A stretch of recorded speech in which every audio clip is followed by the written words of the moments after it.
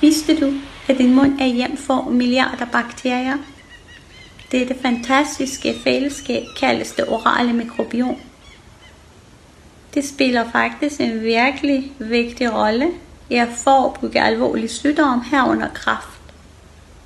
Når balancen i mikrobiom forstyrres, for eksempel af for meget sukker, rygning, alkoholoverforbrug, dårlig mundhygiejne, kan det føre til en kronisk betændelse, og langvarig betændelse kan være risikofaktor for kræft.